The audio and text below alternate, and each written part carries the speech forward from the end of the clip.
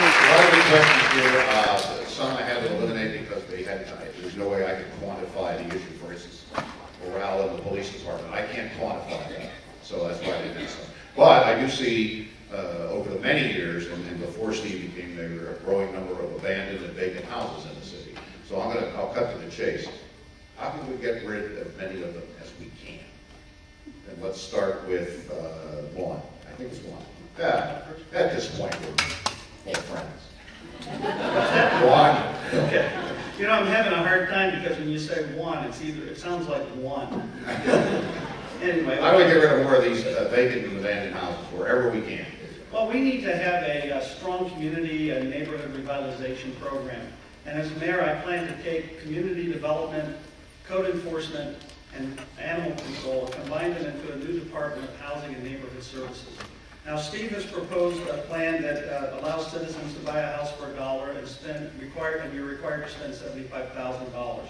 Doesn't make any sense to me. If I had $75,000 to spend, I would build a new home, and that would be my down payment. The Manigault plan says this: let's look at vacant properties.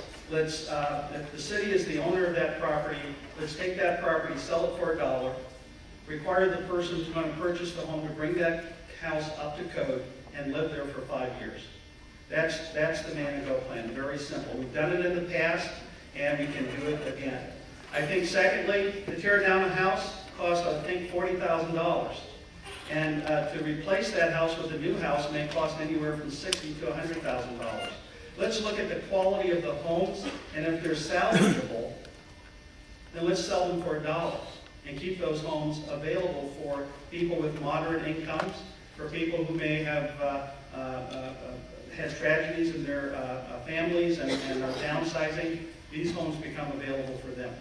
That's how I would look at the issue of, and that's just part of my plan, to look at vacant homes across our city, and we have a ton of them, 3,500 vacant homes, 2,400 houses for sale.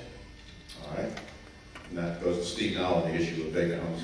Thank you. I spent, prior to being mayor, I spent 15 years in neighborhood development, working for South Bend Heritage Foundation, doing community organizing, moving homes, building affordable housing, helping people to buy and fix up homes.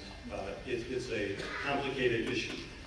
We're working hard on this. We won national awards for neighborhood redevelopment efforts in the West Washington Street area.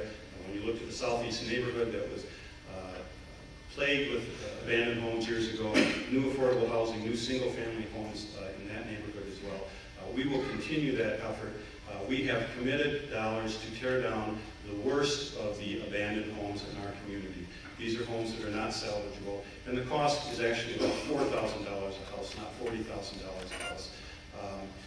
It's important because those houses are blighting on neighborhoods, and it's important to remove those blights. Then we, yes, are working on a dollar home program. We mentioned the $75,000 figure because that's our experience in taking a home and really making it an asset again in our community. So the home buyer will be required to bring it up to code, the specifications will be written. It may be more or less than that amount. We also have initiatives that will look to bring new first-time home buyers to our neighborhoods, that we will look to perhaps provide incentives to realtors so that they work our neighborhoods harder. We will look at the possibility of guaranteeing the value of a home in certain neighborhoods. So we have a multifaceted plan and approach to our neighborhoods that will help to strengthen these neighborhoods and to bring new energy and new investment to them. Thank you very much. South Bend has a really old housing stock. And whether people realize that or not, that's true. So anything that we do with housing has to include taking a look at that house and to make a decision, sometimes a hard decision, about whether it has to come down or whether it can stay up. How many people here have ever rehabbed a home or remodeled? Okay, those of us who've done that, it's endless. You can put endless amounts of money into rehabbing an old home. At some point, you just have to say, that's it, I'm not putting more into it. So rehabbing homes is an art. It really is. And a lot of the people in construction won't touch a rehab. They want new construction because it's fast, it's easy, it's cheap, it's predictable. It's a tough business, and we need to go in it with our eyes wide open. Another thing that we need to do, I think, anytime we talk about our housing stock, is as we're rehabbing, as we're building new in South Bend, to look at green housing.